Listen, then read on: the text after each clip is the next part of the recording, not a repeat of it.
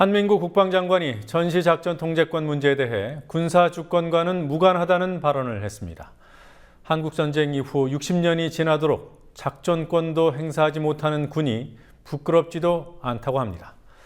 미루고 미루다 국감장에 나와서 연신 굽신거려야 했던 증인이 있습니다. 대한적십자사 총재인 김성주 성주그룹 회장입니다. 반면에 국감장에서 누구보다 당당했던 참고인이 있습니다. 이른바 남방투사로 불리는 배우 김부선 씨입니다. 국감장에 나온 이들의 발언을 보도하도록 하겠습니다. 세월호 실종자 가족들의 인양 여부를 두고 투표까지 했습니다. 결과는 부결이었지만 앞으로 정부와 사회 각계의 충고에 귀를 기울이겠다고 밝혔습니다. 대북전단 살포용 풍선처럼 조종이 불가능한 기구 중에 라디오 존대라는 기상 관측용 풍선이 있습니다. 이 풍선은 기상 관측이라는 분명한 공익 목적이 있지만 법의 규제를 엄격히 받고 있습니다. 휴전선 인근 비행 금지 구역에 북한 자극용 풍선을 띄우는 위험천만한 일이 규제 대상이 아니라는 정부 설명은 설득력이 떨어집니다. 최근 잇따라 정정 보도를 해야 했던 MBC 뉴스데스크에 새로운 이름을 붙여봤습니다. 뉴스혹에서 확인하시기 바랍니다. 10월 27일 월요일 뉴스K 잠시 후에 시작합니다.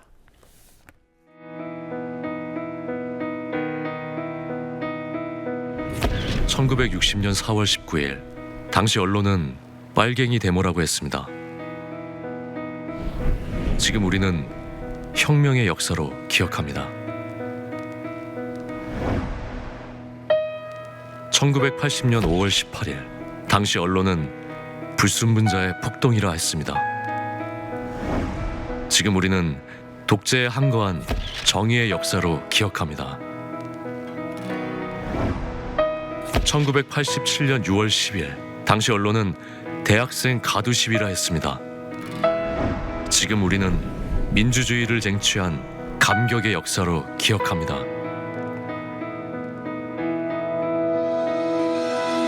백 없고 돈 없는 노동자, 서민, 학생들이 스스로 타올라 역사를 만들었습니다. 현실은 다시 타오를 것을 요구하고 있습니다. 아니, 이미 타오르고 있습니다.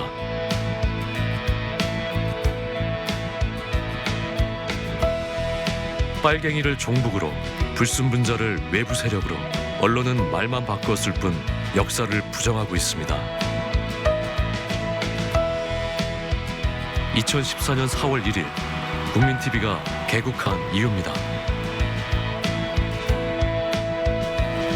국민TV는 역사를 역사로 기록하겠습니다.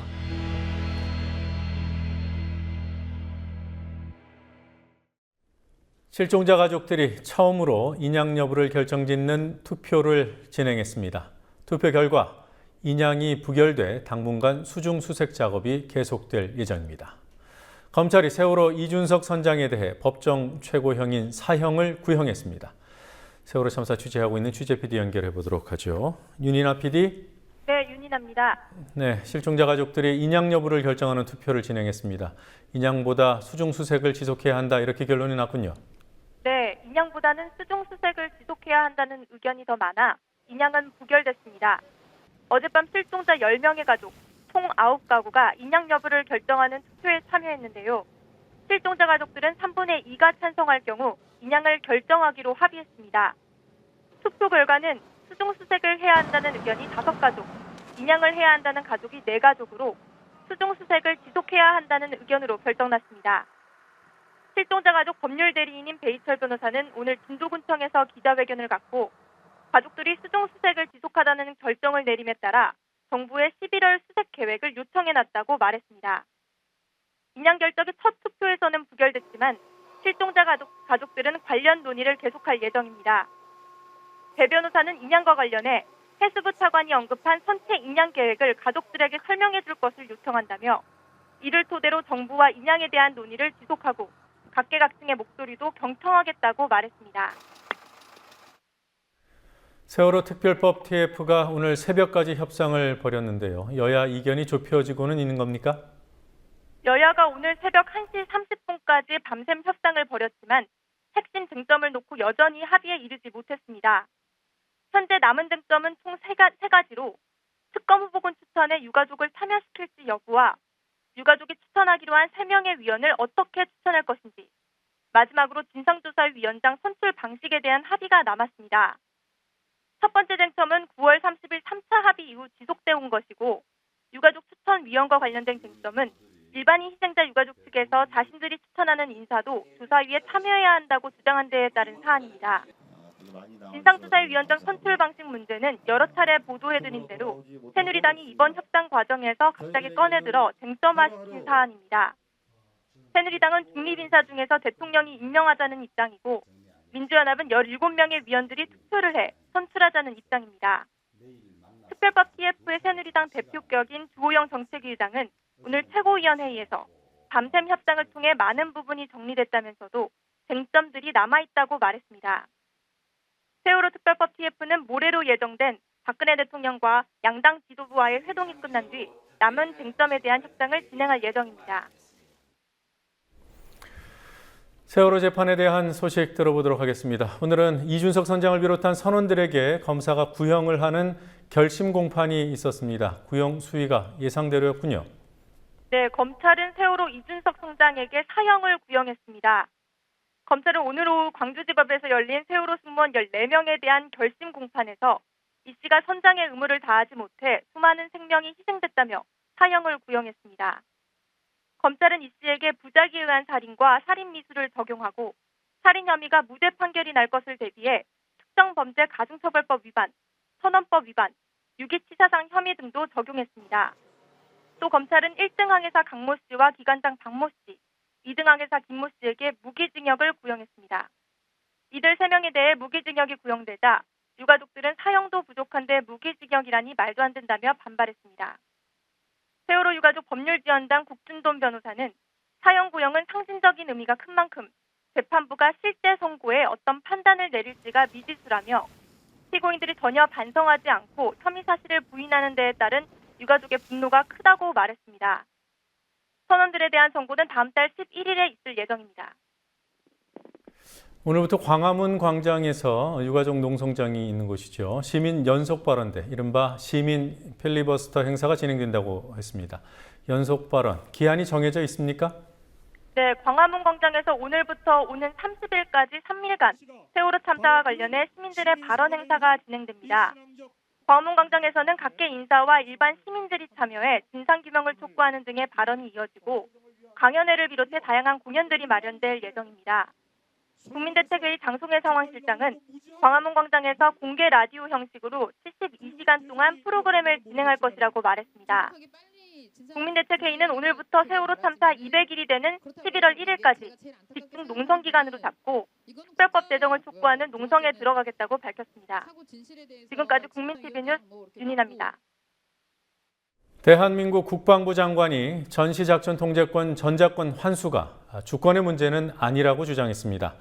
한국전쟁 이후 60년이 지나도록 우리 군이 작전권도 스스로 행사하지 못하고 있는 현실이 부끄럽지 않냐는 질문에 부끄럽지 않다고 답했습니다.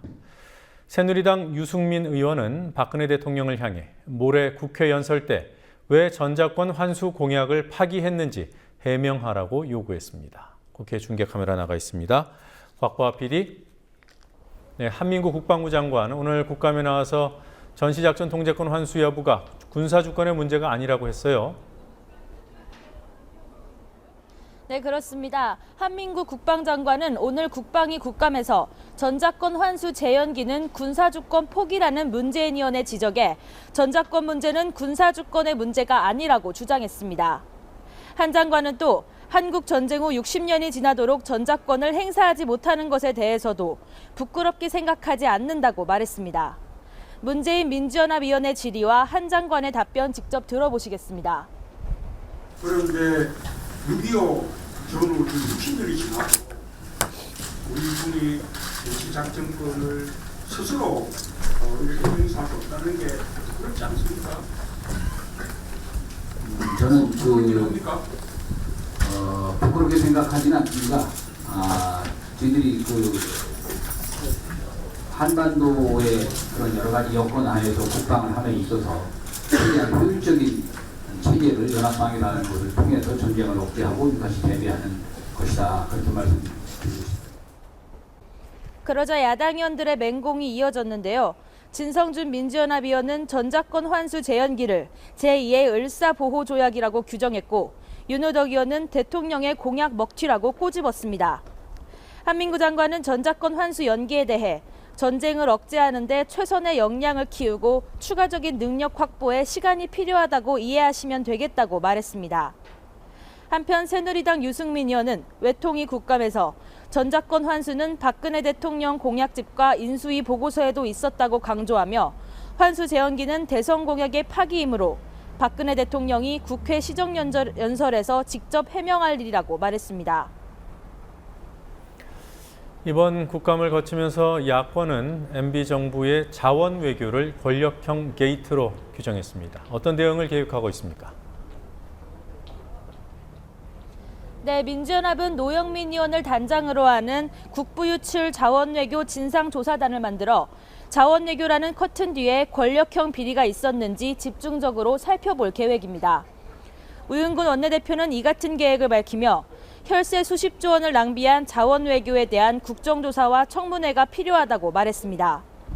정의당은 민주사회를 위한 변호사 모임, 참여연대와 함께 가칭 MB 자원외교 진상규명 국민대책회의를 결성하고 자원외교 비리 의혹에 대한 국정조사와 검찰조사를 촉구했습니다. 김재남 정의당 의원은 오늘 이들 단체와 기자회견을 열고 진상규명을 위한 첫 활동으로 멕시코 볼레오 동광 투자 문제와 관련해 김신종 전 광물자원공사 사장을 배임 혐의로 고발하겠다고 밝혔습니다.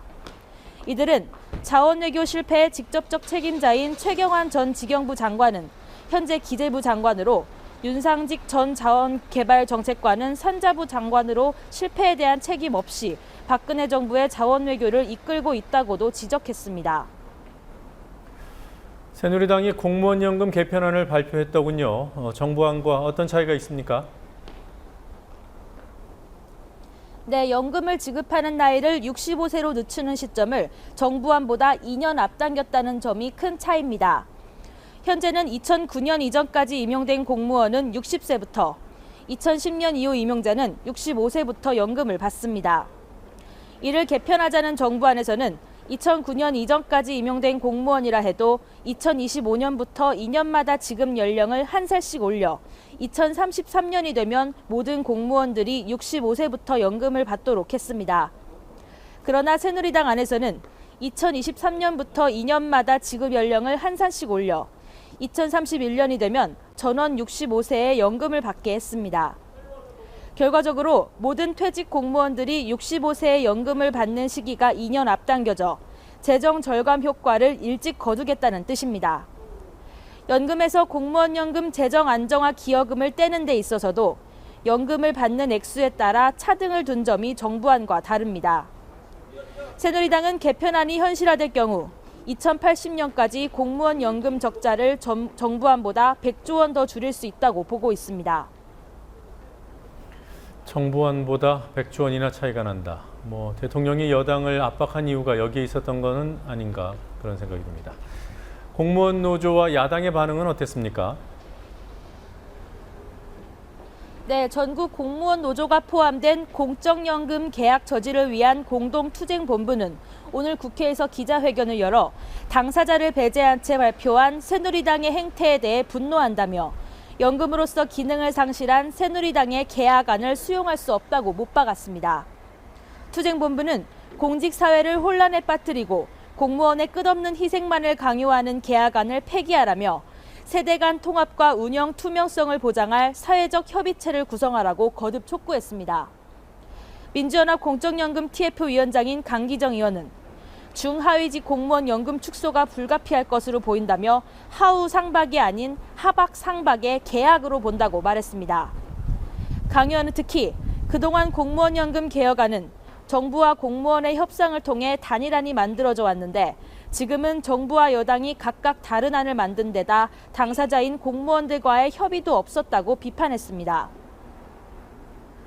모레 있을 박근혜 대통령의 국회 연설 내용보다는 연설 전후에 있을 여야 지도부와의 회동이 관심이죠. 우선 연설에서는 어떤 점이 강조되겠습니까? 네, 박근혜 대통령은 취임 후 두 번째 시정연설에서 정부가 제시한 30여 개의 경제 관련 법안의 조속한 국회 처리를 요청할 것으로 보입니다. 그러나 유승민 의원이 오늘 요구한 전작권 환수 재연기에 대한 해명을 박 대통령이 내놓을지는 미지수입니다. 연설 후에는 작년 9월 이후 13개월 만에 국회에서 여야 지도부를 만날 예정으로 이 자리에는 김기춘 청와대 비서실장도 참석합니다. 연설에 앞서서는 정의화 국회의장과 김무성 새누리당 대표를 같이 만납니다. 최근 개헌 문제로 어색한 분위기인 박 대통령과 김 대표가 어떤 대화를 나눌지 주목됩니다. 사실상 오늘 국감을 끝낸 국회는 내일부턴 상임위별로 내년 예산안 심사에 들어가고 30일 본회의에서는 여야 교섭단체 대표 연설을 하루에 다 듣기로 했습니다. 이후 31일부터 나흘간 대정부 질문을 실시할 계획입니다. 지금까지 국회에서 국민TV 뉴스 곽보아입니다. 오늘 국정감사 공식 일정 마지막 날에 특히 주목을 받은 2명의 참석자가 있었습니다. 한 명은 국감 뺑소니 사건을 일으켰다는 지적까지 받은 김성주 대한적십자사 총재. 다른 한 명은 난방비 문제를 공론화한 배우 김부선 씨였습니다. 김 총재는 대통령의 측근이면서도 국감장에서 연신 굽신대야 했고 김부선 씨는 세간의 오해를 불식시키며 사회 문제를 제기한 당사자답게 시종당당했습니다. 두 관심 국감장 취재하고 있는 PD 연결해 보도록 하죠. 권현주 PD. 네, 권현주입니다. 네, 국감 뺑소니 사건은 내부 직원들조차 이해할 수 없는 행동으로 총재 개인의 문제가 아니라 적십자사 전체 위신에 큰 타격을 줬다. 오늘 적십자사 노조가 내놓은 논평입니다. 김성주 적십자사 총재 결국 국감장에 나왔습니다. 네, 김성주 총재가 오후 2시 보건복지위 국감에 출석해 기타 공공기관에 대한 감사로는 이례적으로 나홀로 국감을 받았습니다. 여야 의원들은 김 총재가 지난 23일로 예정됐던 감사에 불출석한 데 대해 국민과 국회를 무시하는 것이라며 한 목소리로 질타했고 김 총재는 수차례 사과했습니다. 직접 들어보시겠습니다. 다시 말씀드리면 국회는 국민의 대표기관이기 때문에 국회를 무시하는 것은 국민을 무시하는 것입니다. 우선 제가 공인이 돼본 적이 없습니다. 그냥 부족한 기업인으로 지금까지 살다가 저의 짧은 하나의 생각이었지만은 이 북경의 그 악태 지역 총재 회의가 4년에 단 한 번 열리는 회의였기 때문에 대북 교류의 지금 경직성으로 인해서 정말 많은 분들이 거기서 고통을 받고 있는데 어떻게 하면 해야 되나 그 안타까움 하면서 제가 상당히 제 불찰로 제 판단을 잘못한 것 같습니다. 그래서 어떤 많은 그 심려와 불편을 끼쳐드린 데 대해서 우리 국민들 여러분께 또 우리 의원님들께 깊이 사과하고 앞으로는 절대 이런 일이 재발되지 않도록 꼭 제가 약속드립니다. 이런 정치학을 공부했고 또 정치적인 발언, 대통령 후보 선대위원장까지 하셨던 분이 공직에 대해서 몰라서 처음이어서 실수를 했다. 그거 좀 핑계치고 너무 유치한 거 아닙니까? 우리 의원님 말씀 맞고요. 저도 제가 정치학이 아니고 사실 국제정치학을 공부해서 제가 많이 몰랐던 것 같습니다. 죄송합니다. 그리고 정말 이건 제 불찰입니다.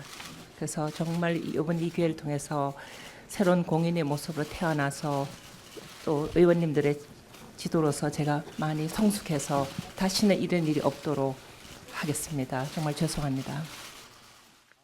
김 총재는 국감 회피 의혹에 대해 기업인이라 국감의 중요성을 몰랐다거나 적십자 회의에 참석해 물리적으로 불가능했다는 등의 해명을 내놨습니다.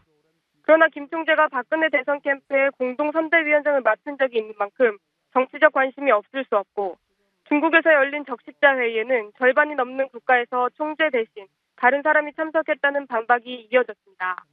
이런 지적에 대해서도 김 총재가 사과로 일관하자 김용익 민주연합위원은 로펌에서 의원 성향별 모범 답안을 받았냐고 꼬집었습니다. 적십자사 내부 일에 성주그룹이 개입한 문제도 있었어요. 네, 김 총재와 동명이인인 김성주 민주연합위원은 성주그룹 직원이 적십자사 간부회의에 참석하고 총재 비서실에 상주하며 적십자사 내부 자료를 광범위하게 요구하고 있다고 말했습니다. 김 의원은 10월 8일 김 총재가 처음으로 주재한 간부회의에 성주그룹 비서를 배석시켰다며 간부회의 자료는 국감에도 비밀이라고 제출하지 않으면서 민간회사 직원이 간부회의에 배석해도 되느냐고 따졌습니다. 이어 김 의원은 성주그룹의 직원이 적십자사 직원에게 인사자료나 병원 운영 상황, 적십자 회비 모금, 혈액사업 자료 등을 요구하고 있다며 이는 현행법 위반이라고 지적했습니다. 이에 대해 김 총재는 제가 직접 해야 하는데 손이 딸려서 그러지 못했다며 자신의 불찰이라고 해명했습니다. 민주연합 김용익 의원은 적십자사 내부 문건이 공개된 게 사실이냐고 거듭 물었고 담당 실무진이 제대로 답변하지 못하자 이 사안을 정확하게 확인하기 전까지는 감사를 끝내지 않겠다고 못 박았습니다. 아파트 난방비의 문제를 제기해서 이른바 난방투사로 불리는 배우 김부선 씨. 오늘 국토교통위 국감에 출석했습니다. 어떤 말을 하던가요? 네, 김부선 씨는 서울 옥수동 H아파트 입주 첫 해 난방비가 상상할 수 없을 만큼 많이 나왔다는 체험담을 얘기하며 그래서 물어보니 500여 가구 중 100가구 이상이 난방비를 안 내고 산다는 미국 드라마 같은 얘기를 들었다고 말했습니다. 이어 김 씨는 2년 반 전에 관리소장의 입으로 3분의 1이 난방비 제로라는 이야기를 들었지만 구청이나 서울시는 주민 자체의 문제니 알아서 해결하라며 손을 놓고 있다고 말했습니다. 2년 7개월이 지나도록 그 관할구청이나 서울시는 주민자치인이니까 알아서 해결하라고 해서 일단 변호사를 선임을 해서 이 아파트 비리에 대해서 소송을 했는데 김 씨는 박근혜 대통령의 소위 4대양 문제, 주거 문제도 넣어야 한다고 강조했습니다. 반피한데요. 여야가 어디 있고 사선거 인연이 어디 있습니까? 저는 그 새누리당에서 특히 집권당에서 6월에 민생 하시겠다고 반바지고 한번 하셔서 싹쓸이 하시지 않으셨습니까? 그러니까 그 대통령께서 4대 악이라고 해서 의식을 넣으셨는데 의식주 생활입니다. 의식주입니다. 우리가 그죠? 그러니까 그 주거 생활을 5대 악으로 해서 정말 발빠르게 입법을 해주시면 정말 너무 행복할 것 같습니다. 김 씨를 증인으로 요청한 황영철 새누리당 의원은 최근 불거진 공동아파트 난방비 비리에 대해 통계청 자료에 의하면 전국 주택 47.1%가 아파트여서 국민의 절반에게 해당되는 중요한 문제라며 진상규명과 대안 모색을 위한 취지로 김 씨를 불렀다고 설명했습니다. 지금까지 국회에서 국민TV 뉴스 권현지입니다. 지난 3주간의 국정감사 기간 동안 실질적으로 부각된 현안은 국감 시작 전에 예상했던 현안과 상당히 차이가 났습니다. 국감 직전까지만 해도 세월호 참사와 군부대 인권침해 문제 등에서 뜨거운 논란이 벌어지고 새로운 사실이 드러날 것으로 예상됐지만 국감 공식 일정이 끝난 지금은 MB 자원외교 실패와 통영함 비리로 대표되는 군납 비리에서 상대적으로 여론 환기의 효과가 컸던 것으로 평가됩니다. 이번 국정감사에서 주목받은 주요 현안들을 강신혜 PD가 정리했습니다. 이번 국정감사의 최대 성과 중 하나는 MB 자원 외교 실패 사례들이 구체적으로 부각됐다는 점입니다. 국정감사 기간 중에 나온 석유공사의 캐나다 하베스트사 부실 인수 보도가 영향을 미쳤고 야권에서도 멕시코 볼레오 동강 사업, 캐나다 셰일가스 사업 등으로 인한 엄청난 규모의 투자 실패를 파헤쳤습니다. 새정치민주연합은 이명박 정부 5년간 해외 자원 개발에 총 26조 1천억 원을 투자했고 이 중 회수된 투자금은 3조 6천억 원에 불과하다고 지적했습니다. 특히 최경환 경제부총리가 자원외교를 진두지휘한 지식경제부의 장관이었다는 사실이 새롭게 조명되기도 했습니다. 민주연합은 자원외교 비리를 권력형 비리, 이른바 게이트로 보고 국정조사를 요구하기로 했습니다. 이른바 통영함 비리도 이번 국정감사의 뜨거운 쟁점이었습니다. 천안함 사건 이후 해군이 1,600억 원을 투입해 제작한 통영함에서 서류 위조를 통한 납품 비리가 드러났습니다. 국감 전 실무진들에 대한 검찰 수사가 진행 중인 사안이었지만 방위사업청 차장 등이 개입된 사실이 국정감사를 통해 밝혀지고 군 고위층 책임도 지적됐습니다. 통영한 비리를 계기로 불거진 방산비리 역시 민주연합의 국정조사 요구 대상입니다. 카톡 검열 논란은 국감 직전에 나온 다음 카카오 출범 기자회견이 도화선이었습니다. 검찰이 상시적인 사이버 모니터링 방침을 공표하면서 이른바 카톡 검열 우려가 커지고 있는 데 대해 지난 1일 다음 카카오 이서구 공동대표는 수사기관의 협조 요청에 협조할 수밖에 없는 게 현실이라고 밝혔습니다. 이어 8일에는 다음 카카오 측은 그동안 고객 정보를 수사기관에 넘긴 데 대해 사과하고 카카오톡에 대한 수사기관의 감청, 압수수색 현황을 공개했습니다. 이후 국감에서는 카카오톡뿐만 아니라 수사기관의 전반적인 감청, 압수수색 실태 등을 보여주는 각종 자료들이 공개됐습니다. 국정감사 관심사 중 하나였던 원전 문제는 삼척 원전에 좀 더 많은 관심이 모였습니다. 계기는 지난 8일 삼척 원전 유치 신청 서명부 공개였습니다. 3년 동안 행방불명 상태로 알려졌던 서명부에는 서명 조작의 흔적이 역력했습니다. 그 다음 날에는 삼척시에서 원전 유치 찬반을 묻는 주민투표가 실시돼 85% 반대라는 결과가 나왔고 13일 산업통상자원부 국감에서 주민투표 결과를 수용할 수 없다는 윤상직 산자부 장관과 김양호 삼척시장이 증인으로 출석해 공방을 벌였습니다. 사학비리 문제는 국정감사 증인 채택 과정에서부터 논란이었습니다. 여당 대표 비호 의혹 속에서 수원대 이인수 총장이 증인에서 배제된 뒤 국감 기간 내내 미국에 체류했고 상지대 김문기 총장은 증인으로 채택됐음에도 불구하고 중국 출장을 떠나버렸습니다. 국정감사 중에 이인수 총장은 논문 표절 의혹과 논문 심사 교수 동생의 교수 특혜 채용 의혹이, 김문기 총장의 경우 총학생회 간부에 대한 매수 의혹 등이 불거졌지만 끝내 국감장으로 불러내지는 못했습니다. 이 밖에 이번 국정감사에서 박근혜 대통령의 여자로 불리는 김성주 대한적십사사 총재와 이인호 KBS 이사장이 주목을 받았습니다. 김성주 총재는 국정감사 증인 채택 후 중국으로 도피성 출장을 떠났다가 뒤늦게 출석해 여당 의원들로부터도 질타를 받았고, 이인호 이사장은 국정감사의 참고인으로 나와 김구 선생이 대한민국 건국에 공로가 없다, 상해 임시정부는 정부도 아니다 등의 발언으로 물의를 일으켰습니다. 국민TV 뉴스 강신혜입니다.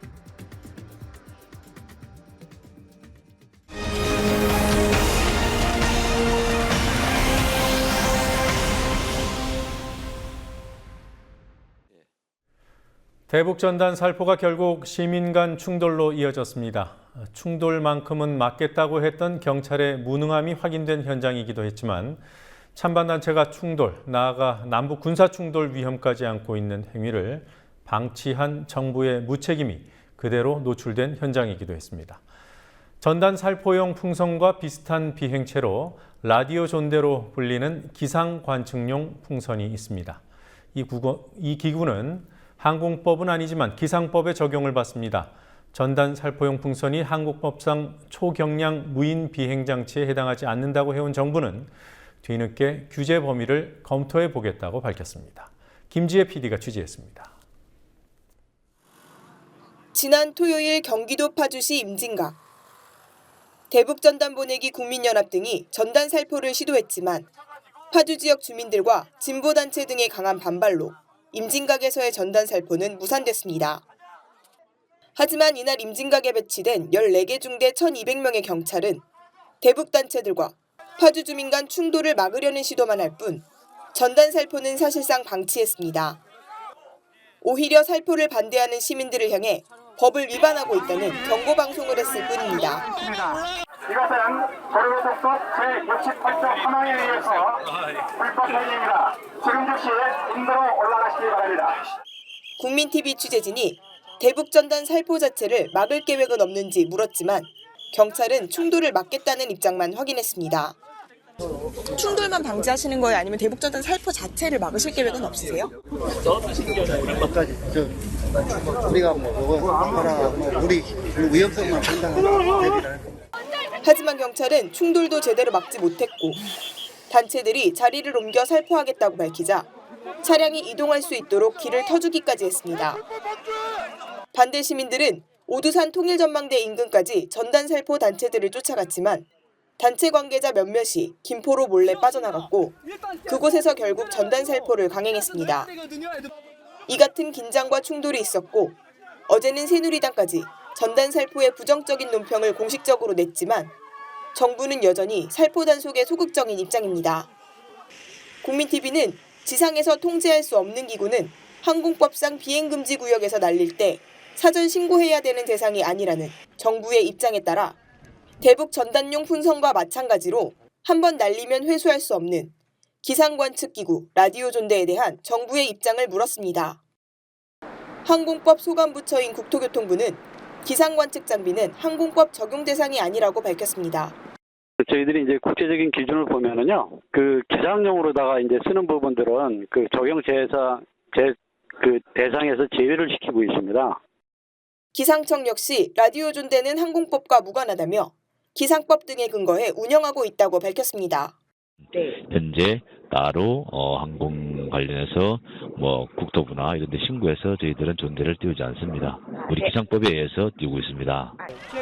그렇다면 대북 전단용 풍선은 어떤 법과 관련된 것인지, 사실상 방치되고 있는 건 아닌지 국민TV는 국토부에 수차례 해명을 요구했습니다. 그러나 국토부는 검토할 계획이라는 답만 하고 말았습니다.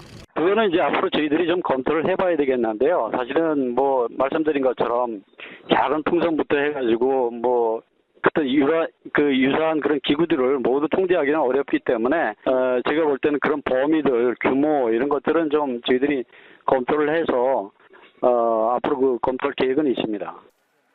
정부의 방치 속에 대북 전단 살포는 계속되고 있고 파주 지역 주민들의 불안감은 가시지 않고 있습니다. 국민TV 뉴스 김지혜입니다. 2010년 신한은행 사태에 관한 놀라운 문건이 또 공개됐습니다.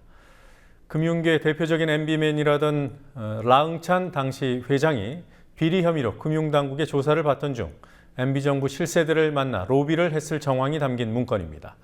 앞서 공개된 문건인 프로젝트 일정에는 국정원과 청와대, 언론 접촉이 이벤트와 역할 등으로 분류돼 있었고, 이번에 공개된 문건에는 국정원장과 청와대, 비서실장, 조선일보 회장 등의 이름이 라 회장 측 면담 대상자로 명시돼 있었습니다.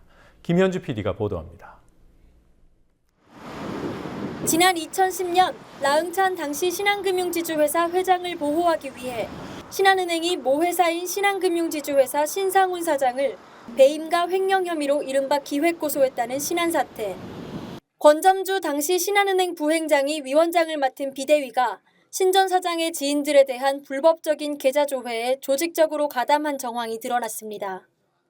금감원도 지난달 30일 신 전 사장과 관계된 사람들의 계좌를 불법 조회했다는 이유로 전현직 임직원 10여 명에 대한 징계를 사전 통보한 바 있습니다. 하지만 권점주 당시 비대위 위원장은 계좌 불법 조회 사실을 몰랐다고 주장합니다. 라응찬 회장 온갖 비리 신상훈 전 회장 돌리기 위해 전 가까운 기업체 대표와 신한은행 직원 가족 계좌 불법 사찰을 주도적으로 한 그 금융감독원 검사 결과가 있어요? 그거 알고 계세요? 2010년 9월 2일 날 검찰 고발 후에 그 사실을 알았기 때문에 알고 있어요? 몰라요? 지금 설명드리려고 그런 게 아니니까. 그 부분에서는 제가 잘 모르겠습니다.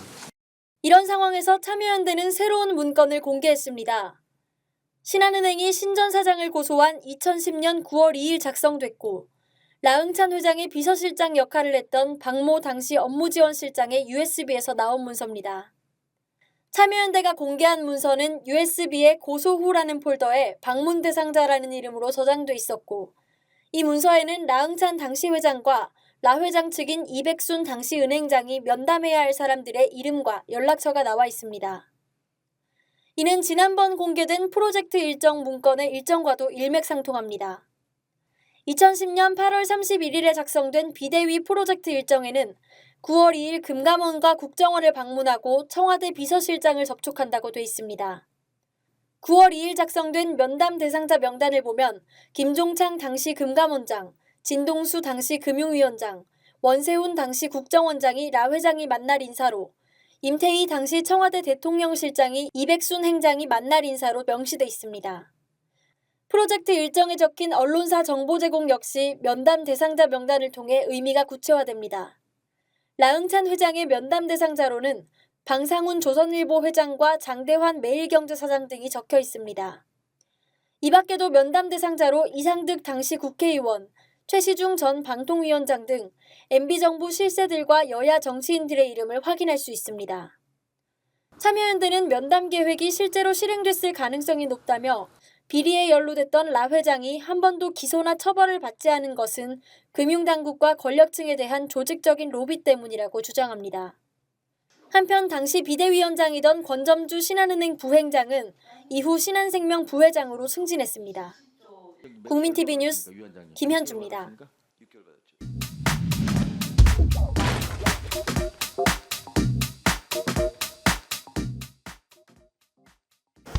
MBC 문화방송이 방송통신위원회가 실시하는 2014 1차 프로그램 품질평가에서 뉴스와 드라마 부문 1위를 차지했습니다. 방통위의 프로그램 품질평가는 시청률이 오락성만 강조하는 프로그램을 양산할 수 있다는 우려에 따라 방송의 다양성과 질적 수준을 높이기 위해 도입된 제도입니다.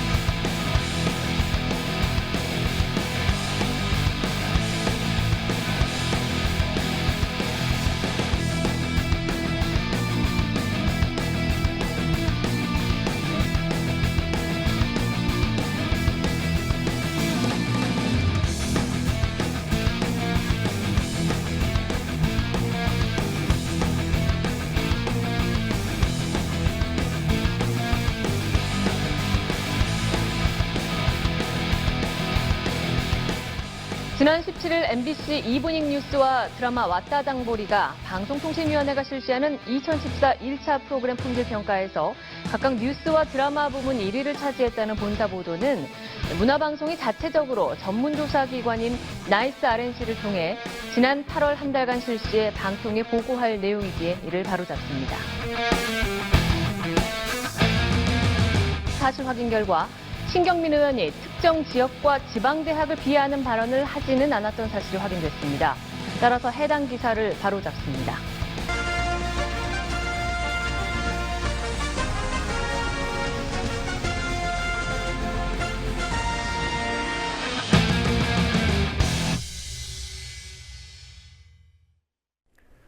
논란 월드몰이라는 비아냥까지 듣고 있는 제2 롯데월드몰. 오늘은 바닥균열 사실까지 전해지면서 안전성 논란이 더 거세지고 있습니다. 롯데월드 측은 의도적인 디자인이라고 해명했지만 현장을 확인한 시민들은 단순히 금이 간 정도가 아니라고 증언하고 있습니다.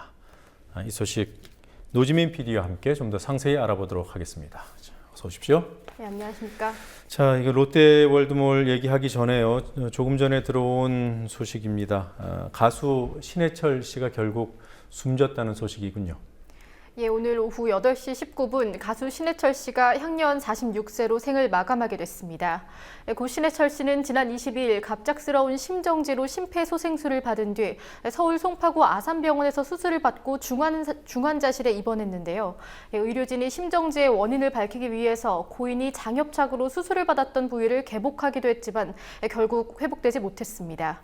1988년 MBC 대학가요제에서 밴드 무한궤도 보컬로 데뷔한 고인은 솔로 가수와 밴드 넥스트로 활동하면서 수많은 히트곡으로 사랑받았습니다. 네.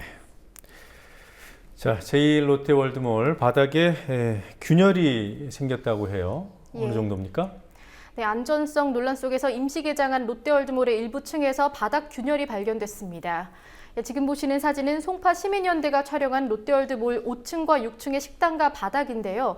광범위한 균열이 발생한 것을 확인할 수 있습니다. 네.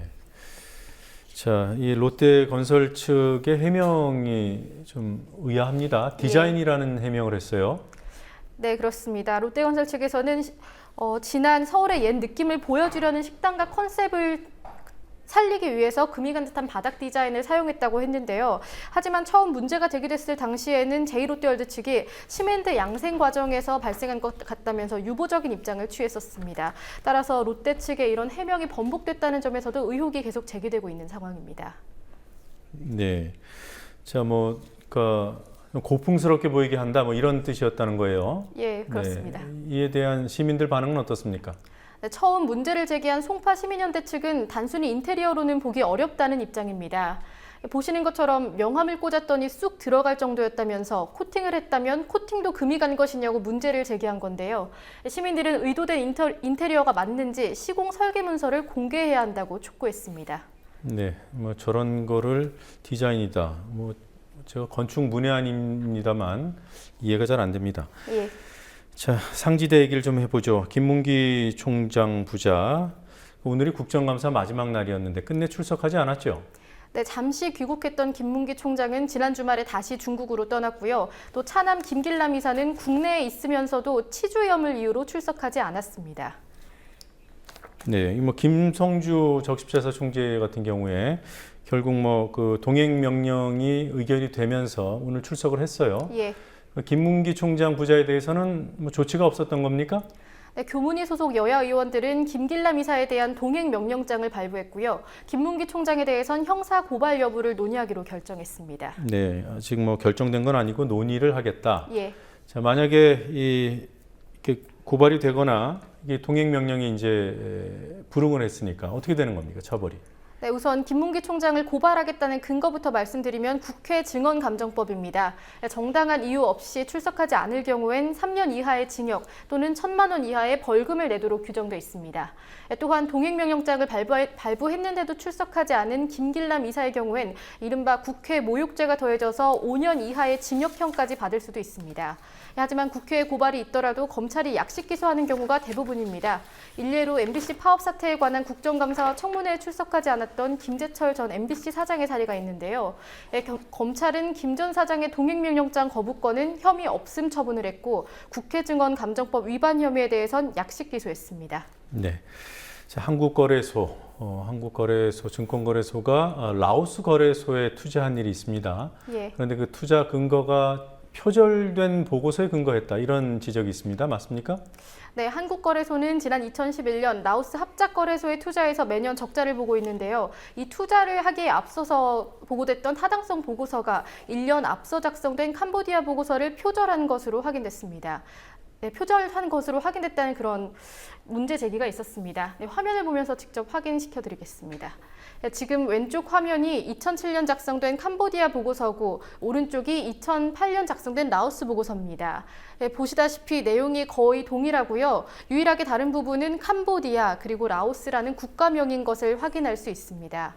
네, 자료를 공개한 통합진보당 이상교 의원은 라오스 보고서가 캄보디아 보고서의 후반부 20페이지를 그대로 표절했다고 주장했습니다. 네, 이렇게 베낀 부분 말고 또 예. 다른 부분들은 어떤 내용이 담겨져 있습니까?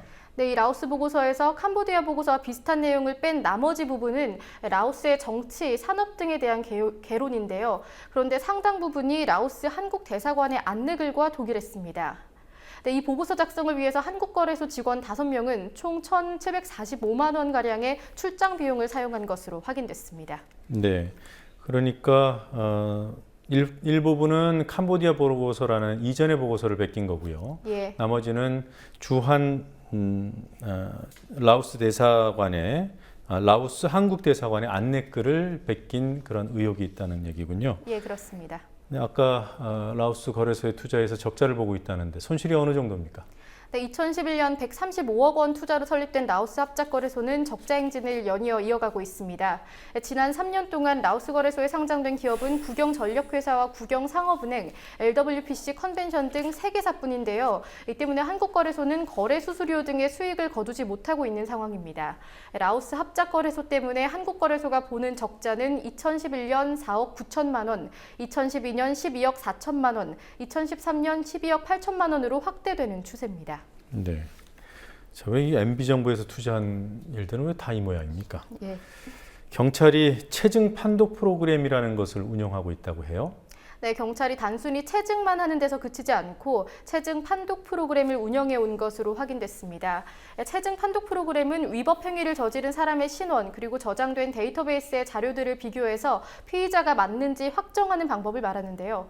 예, 지금 보시는 화면은 통합진보당 김재현 의원이 공개한 연도별 체증자료 입력 현황, 그러니까 체증 판독 프로그램 사용 현황입니다. 2009년 약 5,500여 건으로 최고치를 기록한 이후 2010년 2,300여 건, 2011년 3,400여 건, 2012년 4,000여 건, 2013년 5,300여 건까지 증가해왔고요. 예, 올해 9월까지 최근 5년 동안에만 23,700여 건의 체증자료가 활용됐습니다. 2008년 이전 7년간 13,317건보다도 13,000여 건 더 많은 겁니다. 네, 그러니까 어떤 프로그램에 예. 사진, 체증 사진을 집어넣고 네. 그 체증 사진에 찍힌 사람의 신원을 확인하는 그런 프로그램이라는 얘기죠? 예, 그렇습니다. 네, 이걸 뭐 잘 맞추면 이 판독 프로그램을 돌려서 신원을 잘 확인해내면 포상금까지 있다고 하던데요. 네, 그렇습니다. 판독 실적, 그러니까 피의자로 지목된 인물을 촬영한 실적에 따라서 포상금을 지급하기도 했습니다. 네, 이 역시 2009년 50명에서 지난해 81명까지 꾸준히 증가해 왔습니다.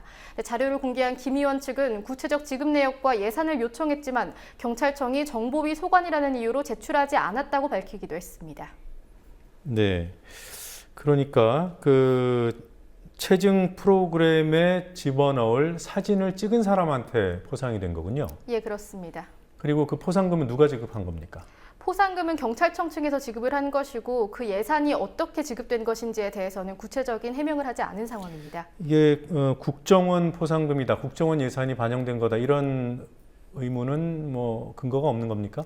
예, 김 의원 측에서 예산에 대해 질의를 하는 과정에서 경찰청 쪽에 소속된 인물이 국정원 쪽에서 나왔다는 것으로 생각될 만한 답변을 했다는 의혹도 제기됐습니다. 하지만 경찰청이 그에 관한 자세한 그런 통계라던가 그런 집행 내역을 공개하지 않았기 때문에 그것이 사실인지의 여부는 정확히 확인되진 않았습니다. 네. 자, 그리고 그 전국 국공립대학 교수들이 성과급적 연봉제를 폐지해라 이런 주장을 하면서 동맹휴업까지 경고했습니다. 그 성과급적 연봉제라는 게 뭡니까?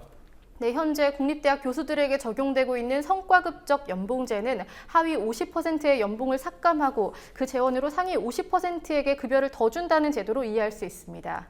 이렇게 더 받거나 덜 받은 연봉은 다음 연도의 기본급 결정에 반영되는데요. 이 부분에서 인센티브가 기본급에 포함되지 않는 성과급, 그러니까 일반적인 성과급과는 차이가 있는 겁니다. 이 제도는 지난 2011년 이명박 정권에서 국립대학 선진화 방안의 일환으로 시작돼 국립대학 조교수, 부교수한테만 적용됐는데 내년부터는 정년을 보장받는 교수까지 전면 확대 시행될 방침입니다. 네, 자, 이에 대한 그 교수들 입장은 뭡니까?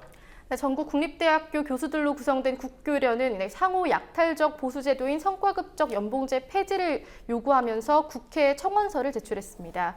네, 이 자리에서 교수들은 이 보수체제가 공무원 중 유일하게 국립대 교수들에만 적용되고 있다면서 학문 업적을 논문 편수라는 숫자로만 재단한다고 비판했습니다.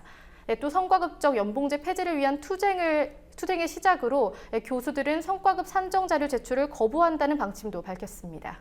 네. 자, 오늘 서울광장에서 좀 이색적인 대회가 열렸습니다. 예. 멍 때린다는 표현이 있죠. 네, 어떤 대회입니까? 네, 말 그대로 멍 때린다. 그러니까 주최 측의 표현을 빌리자면 정신 나간 것처럼 오랫동안 가만히 있는 사람을 뽑는 대회입니다. 그런데 생각보다는 과학적인 기준도 있었습니다. 심박 측정기까지 달도록 해서 심박수가 가장 안정적으로 유지되는 사람이라는 그 기준을 세워놓은 건데요. 이 대회 결과 최연소 신청자였던 9살 초등학생 김모양이 우승했습니다. 네. 지금 조금 전에 화면 마지막에 나왔던 게 낯이 익은 예. 그런 조각상이에요. 로댕이 생각하는 사람. 예. 근데 머리 부분에 갓이 씌워놨습니다. 쓰여져 있습니다. 이게 트로피인가요? 예, 그렇습니다. 오늘 우승한 김모양이 받게 된 트로피가 바로 지금 보시는 방금 전에 보셨던 그 트로피입니다. 네, 알겠습니다. 자, 오늘 여기까지 듣도록 하겠습니다. 수고했습니다. 예.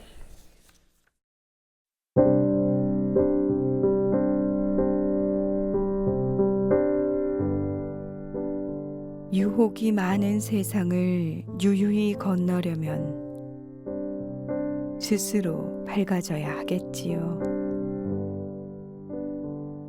가을 들판에도 꽃이 그득 다 못 먹고 꽃대가 서버린 쌈채에도 가을꽃 핍니다.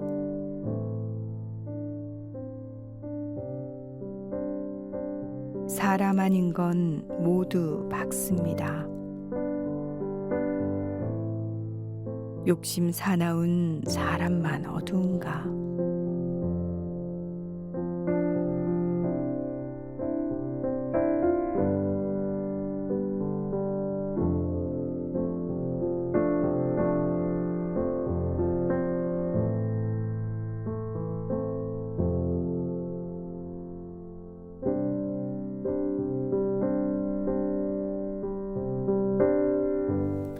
MBC 내부 기류가 심상치 않습니다. 지난 23일 공개된 조직 개편안 때문입니다. 수익성 제고를 내세운 MBC는 각 부문마다 사업부를 만들겠다고 했고 보도본부에도 뉴스 사업부를 설치하기로 했습니다. 보도조차 돈벌이에 본격적으로 동원하겠다는 선언처럼 들립니다.